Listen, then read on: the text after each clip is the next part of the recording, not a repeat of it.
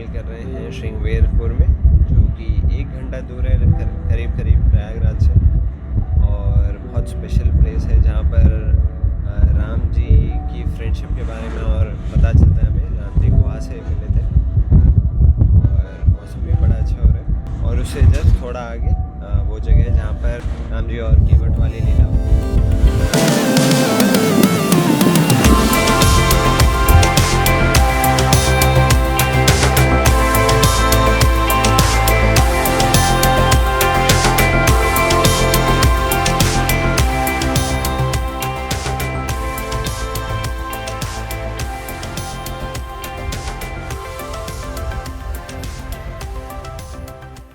उतरे रथ से उतरे, यहाँ तक रथ आया है। यहीं से पग यात्रा पैदल लंका तक शुरू करते हैं भगवान, यहाँ तक सब रथ आता है।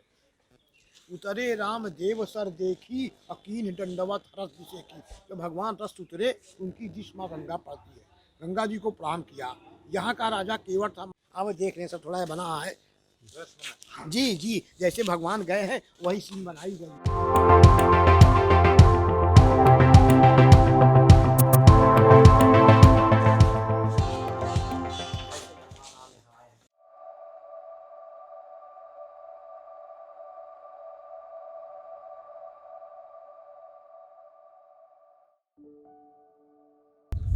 तो अभी हम हैं श्रृंगवेरपुर धाम में। ये जगह बहुत ही स्पेशल है और इस वजह से क्योंकि यहाँ ये वो जगह है जहाँ पर जब राम जी वनवास के लिए निकल रहे थे तो दशरथ जी के महल से जब चले थे राम जी सुमंत के साथ, तो रथ यहाँ पर आकर लास्ट लौटा था। तो बहुत स्पेशल जगह है अपने आप में। और थोड़ी दूर पहले वो जगह है जहाँ पर राम जी ने रात में स्टे किया था। जो उनके मित्र थे, पुराने मित्र निषाद राज गुहा, वो मिले थे उनसे। और फिर वो यहाँ पर आते हैं गंगा जी को क्रॉस करने के लिए। जैसे आप देख रहे हैं गंगा माता को यहाँ पर। तो यहाँ पर ही वो बहुत सुंदर लीला हुई थी जो केवट के साथ राम जी की का भेंट हुई थी। और केवट राम जी के चरण धुलाते हैं, उसके बारे में हम वहाँ पर जाके भी देखेंगे। और यहाँ पर आप देख रहे हैं, यहाँ पर ये मंदिर है शांता देवी।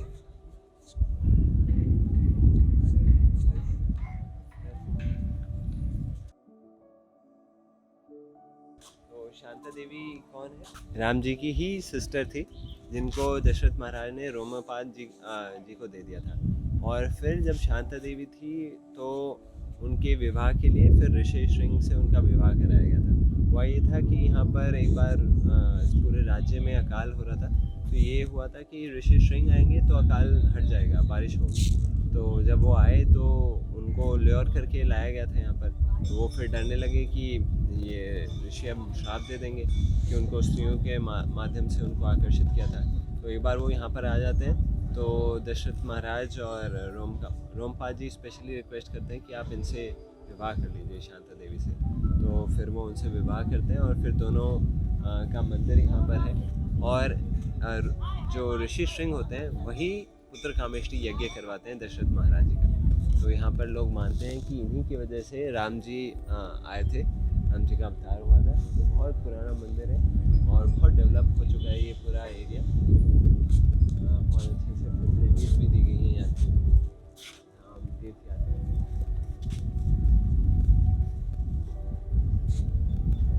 और फिर एक बार ऊपर चलते हैं।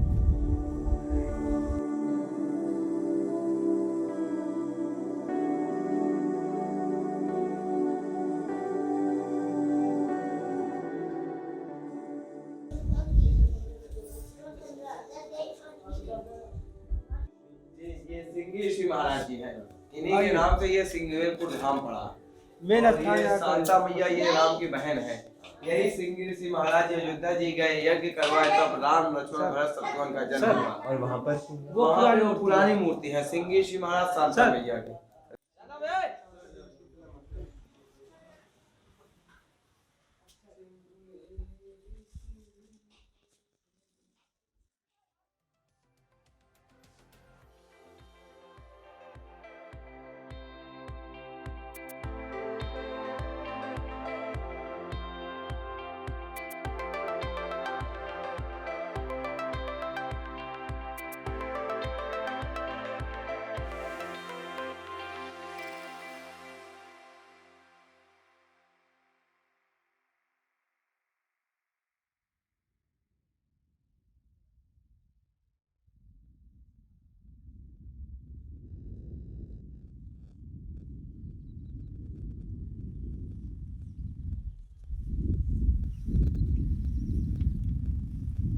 अभी हम हैं उस स्थान पर जहाँ पर राम जी आए थे और केवट के पास निषाद राज गुहा भी थे, लक्ष्मण भी थे और सीता माँ भी थी।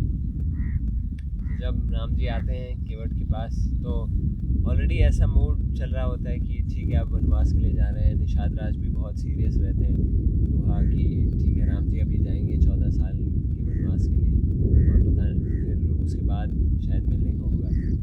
सब लोग बहुत सीरियस रहते हैं। फिर एकदम से राम जी बोलते हैं केवट को कि ठीक है अभी हमें पार करना है नाव में।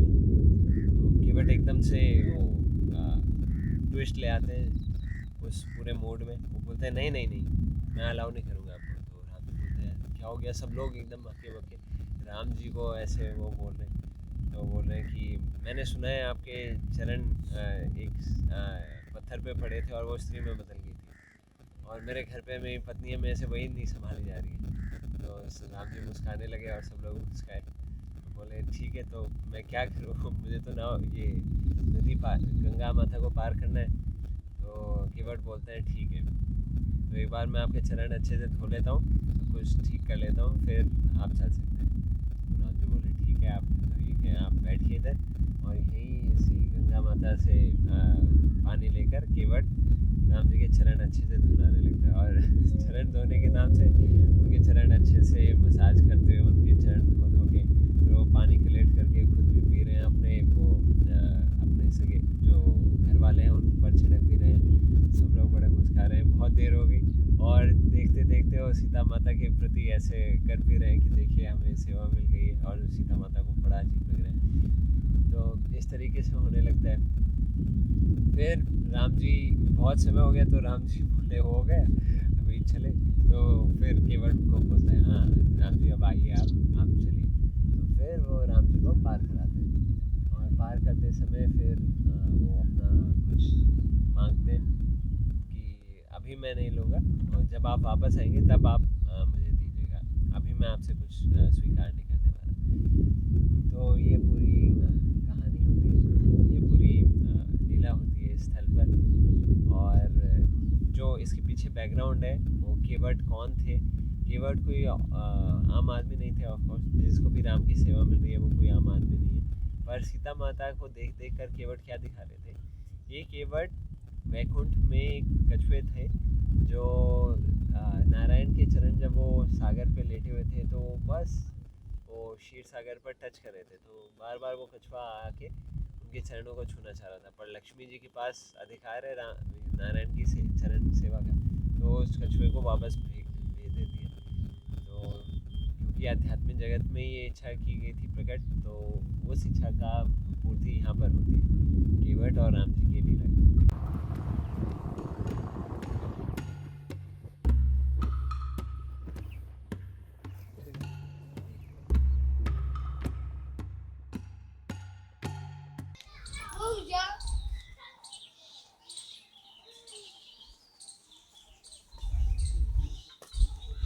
अभी हम हैं राम शयन आश्रम पर, इसको राम चौरा के नाम से भी जानते हैं। यहाँ पर श्री राम जी ने एक रात बिताई थी, यहाँ पर शयन किया था श्री राम जी ने गंगा जी को पार करने से पहले। तो बहुत सुंदर जगह है, आप एक बार दर्शन करा सकते हैं।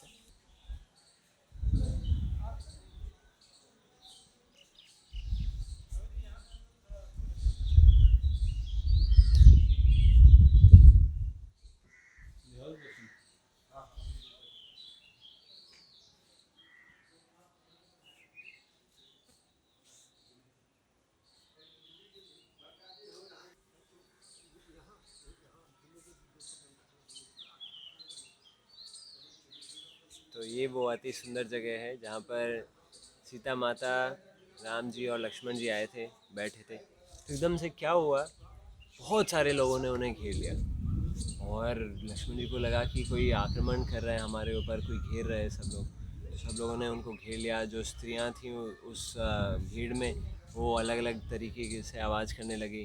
फिर उनको थोड़ा थोड़ा लगने लगा कि अच्छा ये कुछ स्वागत करना चाह रहे हैं, बहुत थोड़े अलग प्रकार के लोग थे। तो जब राम जी ने देखा कि अच्छा ये स्वागत करना चाह रहे हैं तो उन्होंने बोला ज़रूर, ये मेरे मित्र महाराज दशरथ के मित्र निषाद राज गुहा हैं तो वो ज़रूर होंगे। और तभी उनके बीच में से एक व्यक्ति निकलते हैं बिल्कुल अलग दिखने वाले, बड़ी बड़ी दाढ़ी, बड़ी बड़ी मूंछ, लेदर के कपड़े पहने हुए, शेर की छाल और बाघ के उन्होंने ये जो नाखून होते हैं उनकी बेल्ट्स बनाई हुई है, बिल्कुल अनोखे दिखते हुए। तो निषाद राज गुहा से राम जी मिलते हैं और उनको गले से लगा लेते हैं। तो उनका स्वागत करते हैं कि आइए राम, ये आप ही का राज्य है, यहाँ पर राज्य कीजिए। तो इस प्रकार से राम जी को वो वेलकम करते हैं और बहुत प्रेम पूर्वक मिलन होता है उनका। फिर राम जी बताते हैं नहीं नहीं, मुझे अपने पिता की आज्ञा का पालन करने के लिए वनवास के लिए जाना है। तो उन्होंने बोला ठीक है, मैं भी चलता हूँ साथ में। कहे नहीं नहीं, आप नहीं चल सकते मेरे साथ, ये मुझे आज्ञा पालन करनी है। कि नहीं नहीं, मैं आपके साथ पक्का ज़रूर चलूँगा। राम जी ने बोला गले लगा के उनको कि आप मेरे पांचवें भाई हैं हम, और उनको गले लगा के बोला कि 14 साल कंप्लीट होने पर मैं वापस आपसे ही आकर मिलूँगा। और जब राम जी ने ऐसा बोला कि आप मेरे पांचवें भाई हैं और उनको गले से लगा लिया, क्योंकि वैसे कोई भी आर्य कुल के व्यक्ति इस प्रकार से जो निषाद राज थे उनको मतलब उनको इतने पास नहीं आते, पर राम जी ने ऐसे उन्हें अपने गले से लगा लिया और फिर उनको बोला कि हम पांच भाई हैं। तो निषाद राज जी बस इतने कहने पर और नहीं बोल पाए। फिर उन्होंने बोला ठीक है, आप रात में हमारे साथ ज़रूर एक दिन एक रात आप यहाँ पर विश्राम कीजिए। तो ये वो जगह है जहाँ पर राम जी ने विश्राम किया था और उन्होंने उनकी सेवा की थी। और रात में क्या हुआ, रात में क्या होता है कि जब राम जी विश्राम कर रहे होते हैं तो क्या होता है, निषाद राज उठते हैं देखने के लिए राम जी ठीक से सो गए हैं क्या। वो देखते हैं लक्ष्मण जी उनके बाहर खड़े हैं, राम जी सो रहे हैं और लक्ष्मण जी उनकी परिक्रमा कर रहे हैं, खड़े हैं और देख रहे हैं कोई है तो नहीं। तो उन्हें लगा कि लक्ष्मण जी के मन में कुछ गलत विचार तो नहीं है राम जी को लेकर। तो निषाद राज बिल्कुल राम जी के प्रति बिल्कुल उनका जो समर्पण था, उनकी जो भक्ति थी, तो वो इस भक्ति भाव से वो सोचने लगता है लक्ष्मण जी कुछ गलत तो नहीं सोच रहे। तो लक्ष्मण जी घेरा सिक्योरिटी के लिए हैं राम जी के। फिर निषाद राज थोड़ी दूर से वो घेरा मारने लगते हैं कि लक्ष्मण कुछ गलत तो नहीं करना चाह रहा। फिर क्या होता है, कुछ जो निषाद राज गुहा के जो प्रजा थी उनमें से कुछ लोग सोचने लगते हैं कि निषाद राज के मन में कुछ गलत तो नहीं चल रहा, और इस प्रकार से वो सोचने लगते हैं कि ये क्यों चक्कर लगा रहे हैं। तो वो भी चक्कर लगाने लगते हैं सबके सब लोग। तो राम जी केंद्र में है, फिर लक्ष्मण जी उनके चक्कर लगा रहे हैं उनकी सेवा के लिए। फिर निषाद राज हुआ एक चक्कर में, और सबसे आखिर के चक्कर में पूरी प्रजा निषाद राज की कि राम जी की सेवा, राम जी को कोई तकलीफ़ तो नहीं है, किसी को इससे खतरा तो नहीं है। तो ये एक बहुत महत्वपूर्ण स्थल है जहाँ पर राम जी ने एक दिन यहाँ पर शयन किया था, यहाँ पर विश्राम किया था। बहुत अति पवित्र स्थान यहाँ पर, बहुत सुंदर। तो इतना प्रेम पूर्वक राम जी व्यवहार करते हैं गुहा से, और फिर 14 साल के बाद राम जी यहाँ पर आते हैं, उनसे मिलते हैं।